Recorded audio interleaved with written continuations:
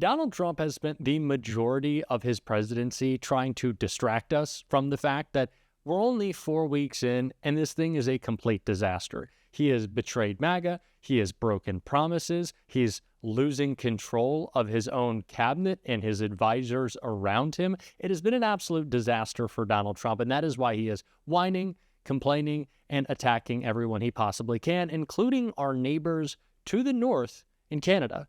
I've said this many times before, whenever Justin Trudeau responds to Donald Trump's ridiculous attacks, he sounds more like an American president than Donald Trump could ever dream of, and today was no different, except for the fact that Trudeau really brought the heat to Trump, telling him in pretty simple terms to go to hell. And we are going to check that out. But before we do, if I could quickly ask you to leave a like on this video, and if you haven't already and you enjoy our channel, to hit that subscribe button. It goes a long way, and it really does mean a lot to me. Now, before we get into Trudeau's press conference, I want to hear the two specific lines that Trump has been delivering that made Trudeau respond in such a forceful way. You know, the Prime Minister said this weekend to a group of Canadian businessmen, he was a private meeting, he said that your wish for Canada to be the 51st state is a, quote, real thing.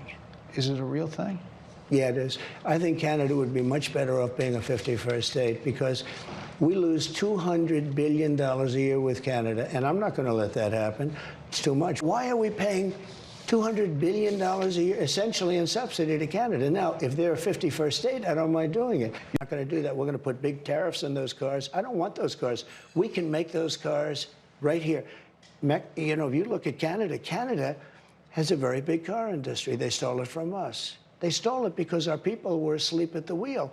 So what happens is Canada is going to have our cars. We're going to take the car industry. If we don't make a deal with Canada, we're going to put a big tariff on cars. Could be a 50 or 100% because we don't want their cars. We want to make the cars in Detroit. The nonsensical 51st state talk and the ridiculous tariff war, the dumbest trade war in history, as the Wall Street Journal coined it, is what Justin Trudeau is clearly and very rightfully so fed up with. It is a nonsensical start to Donald Trump's presidency, and he treated it as such, responding to Donald Trump's claim that Canada is going to become the 51st state with the attitude that it deserves. And I want to check out that full press conference right here. What was J.D. Vance's response when you brought up steel in Ohio? And did you two talk about anything else? It was just a quick greeting exchange. I highlighted that $2.2 billion worth of steel and aluminum exports from Canada go directly into the Ohio economy, often to contribute to manufacturing that happens there. He nodded and noted it, but it wasn't a longer exchange than that. The White House says that the total tariffs on aluminum and steel could be 50%. What's your response to that, and why do you think that President Trump continues to escalate his threats?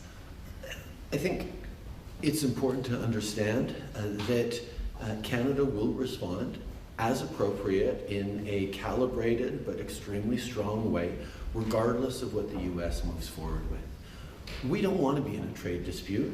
We think that the best thing for all of us in North America is to continue to work together, to focus on some of the international trade challenges, whether it be non-market economies or rising authoritarian economies, that need to be countered by friends and allies working together on energy, on AI, on critical minerals, on the kinds of things that we can do to create shared prosperity across not just our continent, but all Western democracies.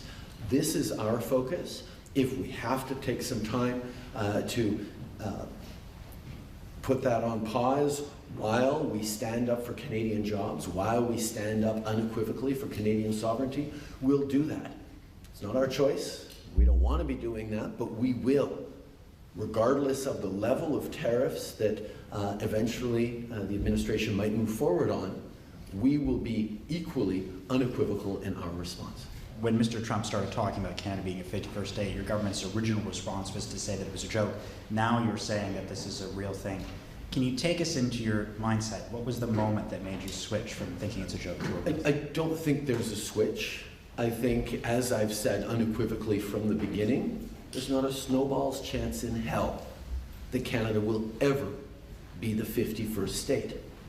At the same time, from having worked with President Trump for over 8 years now, I can tell you that we have to take seriously what he says and make sure we're responding appropriately. And quite frankly, the response of Canadians over these past weeks has been inspiring, as people have been there for each other, people have been changing their vacation plans, people have been looking at ways to buy Canadian, to support local businesses, to diversify their supply chains to places like Europe and Asia.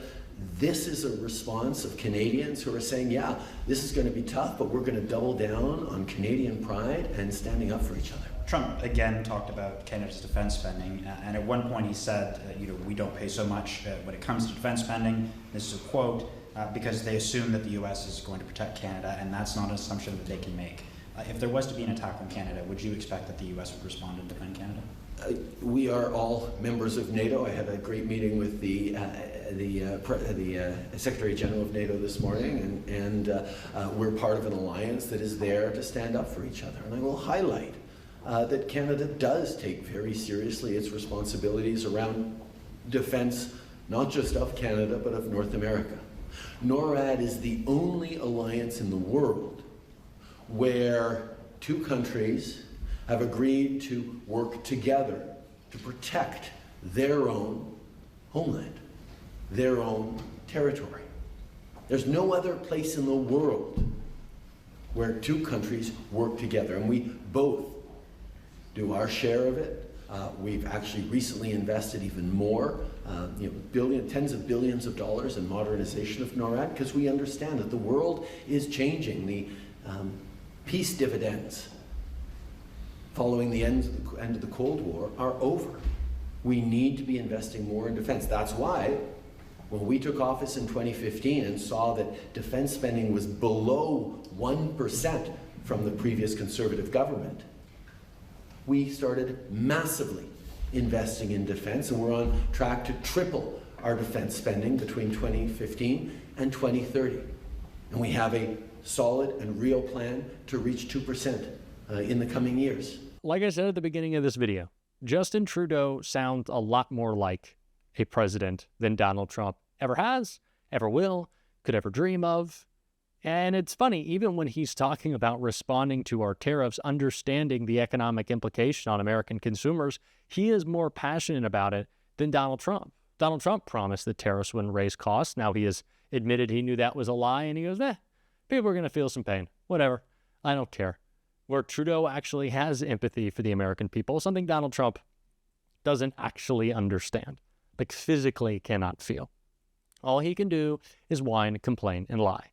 And speaking of lies, it hasn't just been Trump. Plenty of those have been coming from MAGA as well. Again, all part of this distraction from the failures of the Trump presidency.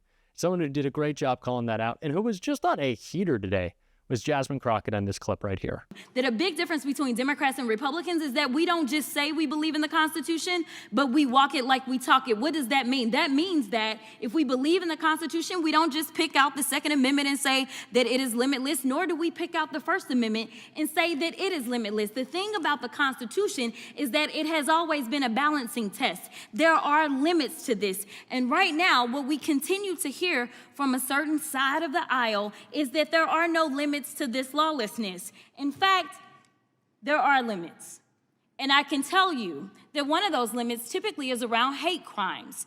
You may or may not know that when it comes down to it, if somebody decides that they want to send something hateful in, say, the U.S. mail, they can actually go to prison for that, up to 5 years in prison. So yes, there are always going to be limits. So when we start to talk about Trump and him being pulled down on any platform, this just happened to be after he incited an insurrection. This just happened to be after, in a bipartisan way, this particular chamber decided that they were going to impeach him. So there was something a little different about what he did, because as we know, it led to people actually dying. But let's talk about who's doing the nefarious things with the tech giants. Because I don't think that one side of the aisle is promoting truth, but sometimes it may seem a little treasonous. All right, so we've got this article right here about this guy. Meta says it will end its fact-checking program on social media posts. I'll talk about that a little bit later. Then we have Washington Post says it will not endorse a candidate for president. We also know that actually they absolutely intended to endorse Kamala Harris. We have this one. Google Maps now show Gulf of America instead of Gulf of Mexico for app users in the United States, which is a complete farce because it's the Gulf of Mexico. It always has been. And we know that the AP got kicked out yesterday because they refused to buy into this lie, because that's all y'all really want to promote is lies. That's the big issue that we have. Elon Musk boosted false U.S. aid conspiracy theories to shut down global aid. Now, while he was boosting those lies about U.S. aid, and he was stopping money going for, say, things such as Head Start, somehow the only money that didn't stop was the money to him and his organization. Now, I don't know how you can have him be the watchdog as well as the guy that is literally living off of the government. If we want to talk about government welfare, it looks like Elon Musk, because it's my understanding that just on yesterday, a new contract was approved for approximately $300 million for Elon Musk. So listen, I just want y'all to be honest. You want to sit here, you want to lie, because so often we hear, well, you know, yeah, we did lie. In fact, he admitted that he lied when he was in the Oval Office yesterday. But if it's a lie that will get you into office, such as saying, I know nothing about Project 2025, yet on day one, you literally do everything that you can to implement it, including making sure that you put, say, one of the main architects of Project 2025 over the OMB, it's okay, so long as you get the power that you seek.